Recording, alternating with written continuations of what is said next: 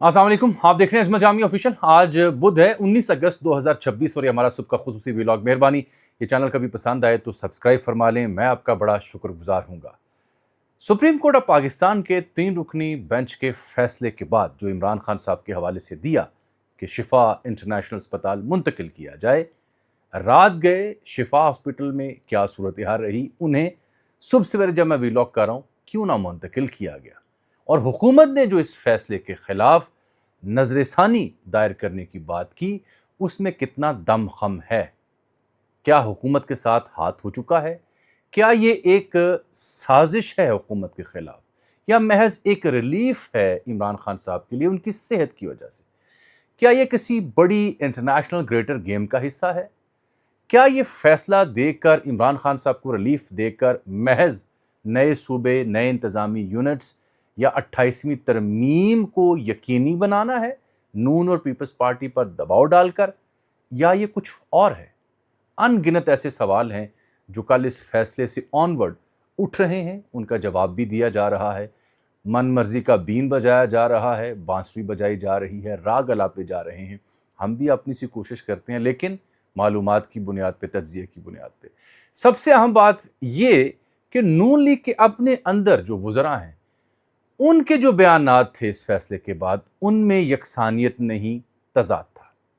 दूसरा, जिस बुनियाद पे आज़म नज़ीर तारड़ साहब ने इस फैसले के ख़िलाफ़ नज़रसानी की बात की, तो फैसले में खुद उन एतराज़ात का या नज़रसानी की गुंजाइश का जवाब दिया गया। ये बड़ी अहम बात है जो शायद कम लोग डिस्कस कर रहे होंगे। मैंने उस तरह से नहीं देखा, आपने देखा मुझे ज़रूर बताइएगा। फैसला बड़ा जामी और पाबंद करने वाला फैसला है, इंतहाई पाबंद करने वाला। और क्या इस फैसले के बाद शिफा इंटरनेशनल में इलाज मुआवजे के बाद अगली मंजिल खान साहब की बनी गाला हो सकती है? क्या वो मान जाएंगे? उससे क्या होगा? अगर ऐसा होता भी है तो उससे सिस्टम को क्या मिलेगा? सिस्टम ने फिर इतनी तगोदो क्यों की? और खान साहब ने अगर डील लेनी थी तो इतना इंतज़ार क्यों किया?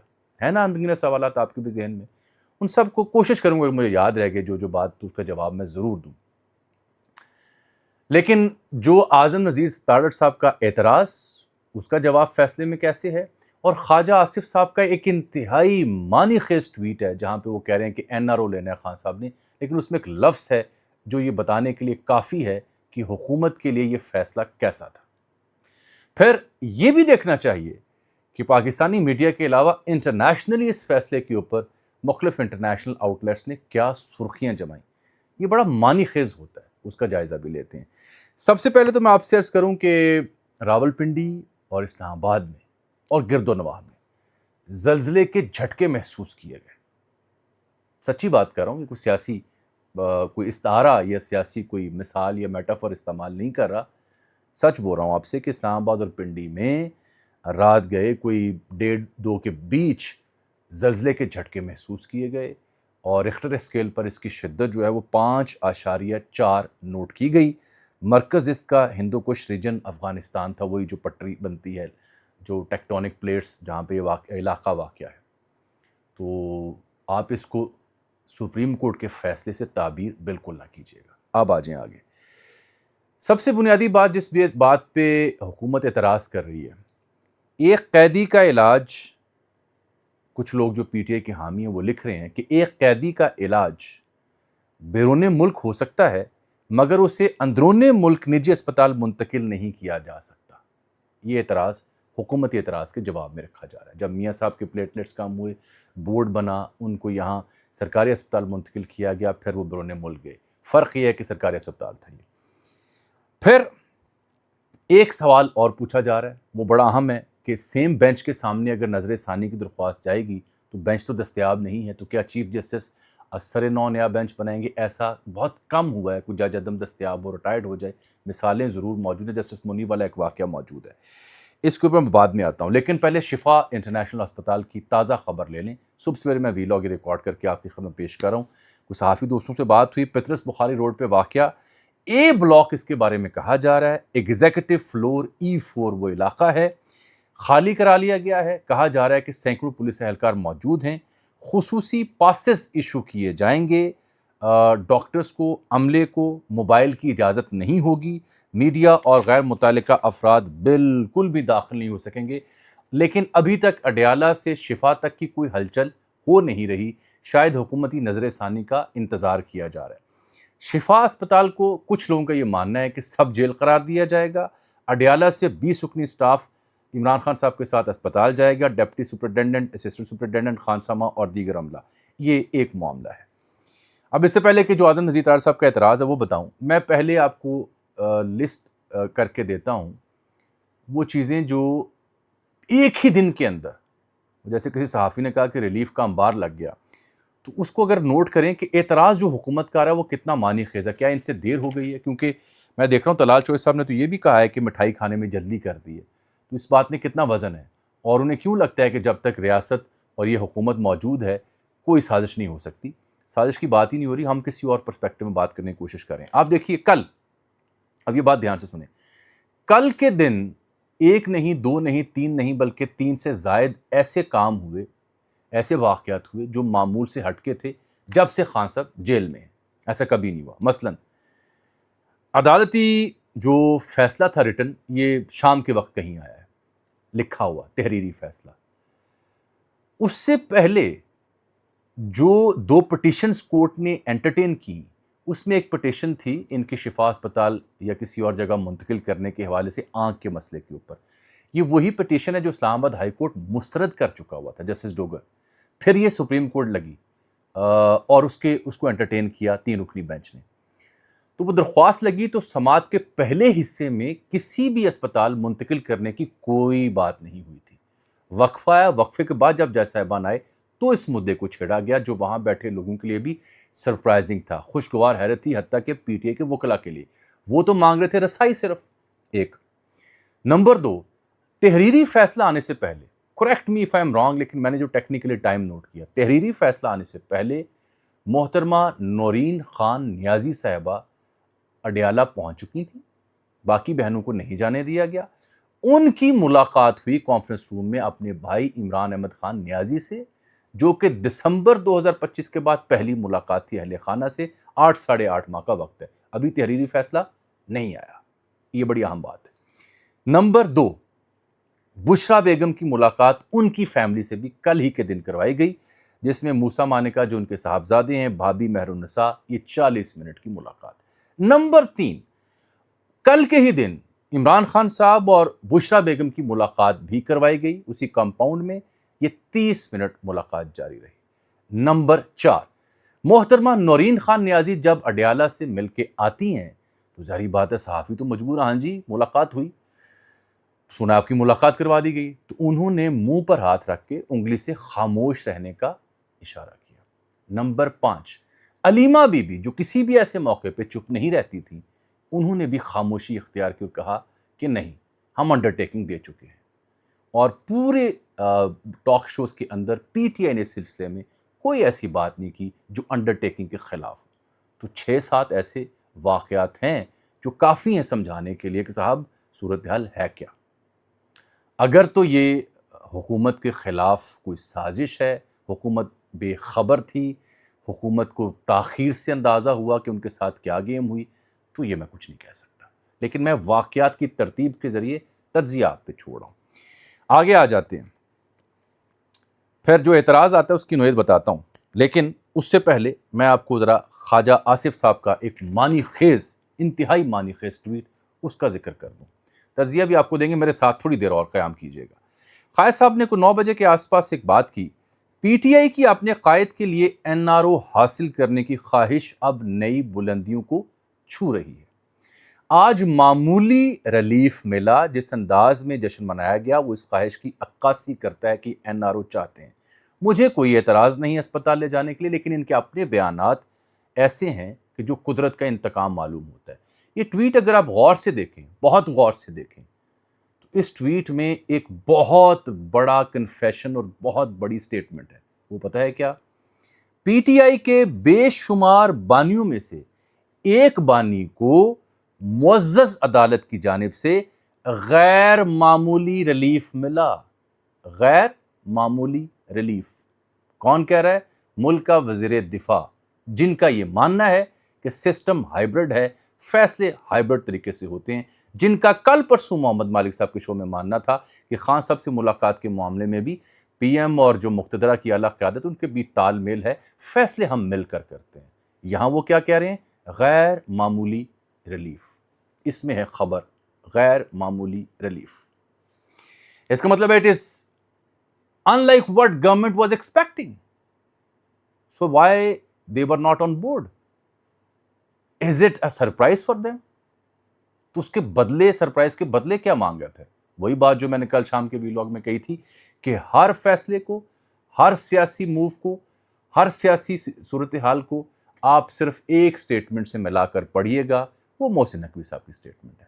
دیٹس اٹ، کوئی لمبی چوڑی کہانی نہیں۔ جو لوگ دور کی کوڑیاں لا رہے ہیں جی امریکہ میں مڈ ٹرم ہونے والے ہیں، وہ جی فلاں کا دباؤ، جی فلاں کا یہ وہ، نان نان نان نان نان، ایسی کوئی صورتحال نہیں ہے۔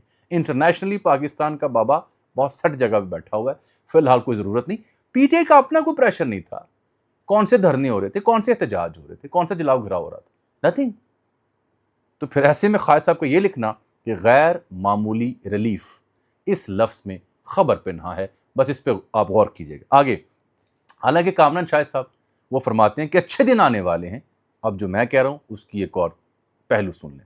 اچھے دن آنے والے ہیں، 28ویں ترمیم آ رہی ہے، یہ روایتی جماعتوں کے خلاف جہاد ہے۔ یہ ترمیم چھوٹے یونٹس بنیں گے، صوبے بنیں گے، ایکسپرٹس لانچ کیے جائیں گے، وہ ٹیکنوکریٹ ایکسپرٹس، ماہرین۔ روایتی سیاست کو دفن کر دیا جائے گا، کامران شاہد صاحب۔ لیکن وہ یہ بھی کہتے ہیں کہ کوئی سازش حکومت کے خلاف نہیں ہو رہی۔ اب آ جاتے ہیں آگے، بڑا دلچسپ مدعا ہے۔ طارق فضل چوئس صاحب نے سر شام یہ کہا، پارلیمانی امور کو دیکھتے ہیں، حکومتی وزیر، کہ فیصلے پر ممنوع عمل کریں گے، سپریم کورٹ کا فیصلہ ہے۔ پھر رانا ثناء اللہ صاحب آ جاتے ہیں، وہ کہتے ہیں سپریم کورٹ کا فیصلہ تسلیم ہے، میرٹ پر مبنی لگ رہا ہے۔ پھر آ جاتے ہیں ناصر بٹ صاحب، جنہوں نے پہلے میڈیا سے بات کی اور پھر کل میرا شو تھا سنو نیوز پر، اس کے کلپ ایکس کے اوپر پڑے ہیں، وہ ضرور سنیے گا۔ وہ تو کہتے ہیں نواز شریف کے خلاف سازش ہوگی، یہ پہنچا وہیں پہ خمیر، وہ پہنچی وہیں پہ خاک جہاں کا خمیر تھا، یہی وہ چاہتا تھا۔ انہوں نے یہ تک کہہ دیا کہ اگلی منزل بنی گل ہے، میں نہیں کہہ رہا۔ ناصر بٹ صاحب نے اس فقیر کے شو میں سنو نیوز پر جو 8 بجے نشر ہوتا ہے سوموار سے جمعرات، وہاں یہ کہا، اس کے کلپ ایکس پہ ٹویٹر پہ موجود ہیں، کہ یہ خان صاحب یہی چاہتے تھے اور یہ نواز شریف کے خلاف سازش ہو گئی ہے اور اللہ ان کو بے نقاب کرے گا اور یہ اسپتال کے بعد اب بنی گالہ منتقل ہوگا۔ تو میں نے ان سے بار بار پوچھا کہ وہ ہائیبرڈ نظام ہے، اب سب ایک پیج پہ، پریشانی کی ضرورت کیا ہے؟ اس کا جواب سنیے گا۔ آگے آ جاتے ہیں، یہ 3 بیان میں نے سنا ہے۔ چوتھا، سعد رفیق صاحب جن کا میں نے بار بار ذکر کیا، وہ کہتے ہیں فیصلے سے عدلیہ کا کھویا ہوا وقار بحال ہوگا۔ 5واں، اعظم نذیر تارڑ صاحب، حکم کا ہم نے جائزہ لیا ہے، فیصلے پر نظر ثانی کے لیے سپریم کورٹ سے رجوع کریں گے۔ کیا سپریم کورٹ کا حکم تمام قیدیوں کے لیے ہوگا؟ جیل میں بہت سے قیدی ہیں جن کی صحت کے مسائل ہیں، سزا یافتہ کو سرکاری اسپتال علاج ہونا چاہیے، نجی اسپتال میں نہیں۔ اس لیے تو میں کہہ رہا ہوں، کیا نون لیگ کنفیوز ہے؟ کیا یہ ریلیف ہے؟ کیا یہ سازش ہے یا کچھ اور؟ خوش ہونا ہے نون لیگ نے، نہیں ہونا؟ تال میل کیوں نہیں کیا اپنے بیانات میں؟ کیونکہ تارڑ صاحب کہہ رہے ہیں فیصلے خلاف ہم عدالت میں جائیں گے۔ اب جہاں تک بات ہے فیصلے کی، اس میں 2 چیزیں سنیں۔ ایک تو بات یہ کہ اب یہ سب سے امپورٹنٹ پارٹ اب میں آپ کو ٹیکنیکل بتانے لگا ہوں۔ جو تارڑ صاحب کہہ رہے ہیں کہ ہم فیصلے کے خلاف جائیں گے، اس میں پیراگراف نمبر 12 اور پیراگراف نمبر 13 اس فیصلے کا، یہ انتہائی اہم ہے۔ جو میں نے عرض کی تھی شروع میں آپ سے کہ سپریم کورٹ کے فیصلے نے کوئی لکونہ رہنے نہیں دیا، ہر شے سمیٹ دیا، بڑا مربوط سا فیصلہ ہے، تگڑا فیصلہ لگ رہا ہے، کہ مجھے کوئی اچانک فیصلہ نہیں لگ رہا۔ عدالت نے لکھا ہے کہ جو سائناپسس درخواست گزار کے میڈیکل معائنے اور صحت کے بارے میں ہمیں ملا سماعت کے دوران، بادیو نظر میں اس سے معلوم ہوتا ہے کہ خان صاحب کی ہیلتھ ڈیٹیریویٹ ہو رہی ہے، گر رہی ہے۔ We are inclined as an interim measure to make appropriate arrangements for his medical examination and treatment، کہ ایک انٹرم ارینجمنٹ کریں، ایسے عارضی اقدامات اٹھائیں کہ ان کی صحت کے حوالے سے، ایگزامینیشن کے حوالے سے علاج کے لیے اقدامات اٹھائے جائیں۔ The question of maintainability of the petition as well as other objections that may be raised by the respondents shall be examined on the next date of hearing. The respondents shall also be at liberty to file their concise statements. کہ اس سلسلے میں جو سوالات اٹھ رہے ہیں اس petition کو maintain کرنے کے حوالے سے یا دیگر آبجیکشنز اگر رسپونڈنٹس کو ہیں حکومت کو، وہ شیل بی ایگزامنڈ، ان کو دیکھا جائے گا نیکسٹ ڈیٹ آف ہیئرنگ کو، جو کہ کب ہے؟ 16 ستمبر کو، تب دیکھا جائے گا اگر کوئی اعتراضات ہیں۔ The respondent shall also be at liberty, ان کو اجازت ہے کہ وہ اپنی کنسائز اسٹیٹمنٹ جمع کروائیں.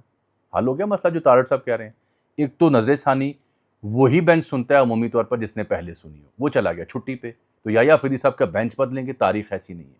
آگے حالانکہ کچھ مثالیں ہیں. 13 نمبر پیراگراف اس سے بھی بڑا اہم ہے. We are mindful of the constitutional and legal obligation of the state. ہمارے ذہن میں ہمیں معلوم ہے آئینی اور قانونی تقاضے ہیں کیا ریاست کے، and consequently of the court to safeguard the life, health, dignity and security of person in custody.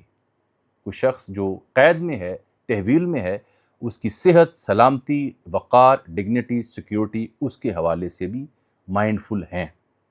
A prisoner does not, by reason of his incarceration, cease to be entitled to human treatment and necessary care. یہ نہیں ہو سکتا کہ وہ اگر قید میں ہے تو اس کی جو بنیادی سہولیات ہیں، اس کی صحت کے حوالے سے جو انٹائٹلڈ ہے وہ ختم کر دی جائے. عدالت لکھ رہی ہے accordingly as an interim arrangement، عارضی بندوبست کے طور پر، and without prejudice، کسی بھی prejudice کے بغیر، to the rights and contentions of the parties we are inclined to issue the following direction. اس بنیاد پہ ہم یہ ہدایات درج کر رہے ہیں، یہ لکھ رہے ہیں. وہ ہدایت میں نے شام کے ویلاگ میں بتا دی تھی. ان کو شفا ہاسپٹل 2 دن میں منتقل کیا جائے، ایک بورڈ بنایا جائے جو یہ ریکمنڈ کرے. یہ اہم نقطہ ہے، وہ بتائے گا بورڈ کے رکھنا ہے یہاں پہ یا نہیں رکھنا. یہاں پہ حکومت کے لیے مارجن ہے. تیسرا، ان کی فیملی سے ملاقات ہو سکے، بیٹوں سے بات ہو سکے، ان کے اہل خانہ ان سے مل سکتے ہیں، ان کے ڈاکٹر فیصل سلطان اور میڈم عظمیٰ وہ آ سکتی ہیں، اور پھر وہاں پہ کوئی سیاسی گفتگو نہیں ہوگی. اور پی ٹی اے نے انڈرٹیکنگ دے دی ہے کہ وہ اس سلسلے میں کوئی انڈرٹیکنگ کی خلاف ورزی نہیں کریں گے. ہوگی بات. اب یہ 2 ریزنز اگر آپ پڑھیں تو اس کے بعد میں دیکھتا ہوں کہ جناب میاں داؤد ایڈوکیٹ صاحب بہت سینئر قانون دان ہیں، وہ فرماتے ہیں کہ عمران خان صاحب کا پرائیویٹ اسپتال سے علاج سپریم کورٹ کا حکم جو ہے، یہ اب دوسرا پرسپیکٹو بھی آپ کو بیان کروں گا. وہ فرماتے ہیں کہ سپریم کورٹ کا جو حکم ہے وہ پریزن رول نمبر 197 397 جو ایکٹ ہے 1894 کا، اس کی دفعہ 37 اور 39، اور جو آئین کا آرٹیکل 4 اور 25 ہے اس کی خلاف ورزی ہے، کیونکہ اس کے تحت سرکاری ادارے سے علاج ہوتا ہے، پرائیویٹ سے نہیں ہوتا. یہ ان کی آبجیکشن ہے. اور دوسرا انہوں نے اعتراض اٹھایا جو 14 نمبر پیراگراف کے بعد جو انسٹرکشنز دی سپریم کورٹ نے، اس میں تیسری جو انسٹرکشن ہے، کلاز ہے، شک، اس میں سپریم کورٹ نے کہا تمام ملاقاتوں کی تمام جو مقدمات ہیں اس کی تفصیلات فراہم کی جائے. تو میاں داؤد صاحب یہ سوال اٹھاتے ہیں کیا درخواست گزار نے یہ پٹیشن میں ایسی استدعا کی ہے یا نہیں کی؟ اگر نہیں کی تو یہ بڑا ڈاؤٹ فل معاملہ کہ سپریم کورٹ پھر کیوں درخواست سے پیچھے ہٹی یا آگے گئی. یہ نقطہ اہم ہے. اور پھر اعظم نذیر طارڑ صاحب نے جب اعتراض کر دیا تو آج وہ جب ڈالیں گے نظر ثانی تو دیکھنا ہوگا یا افریدی صاحب اس کے اوپر کیا کرتے ہیں، کیونکہ بینچ تو دستیاب نہیں. بینچ نے تو کہا کہ ہم تمام اعتراضات اگلی سماعت میں سنیں گے، جتنا بھی کچھ ہے کنسائز کر کے لکھ کے بھیج دیں. سمپل. اس کا علاج انہوں نے کر دیا اس بندوبست میں.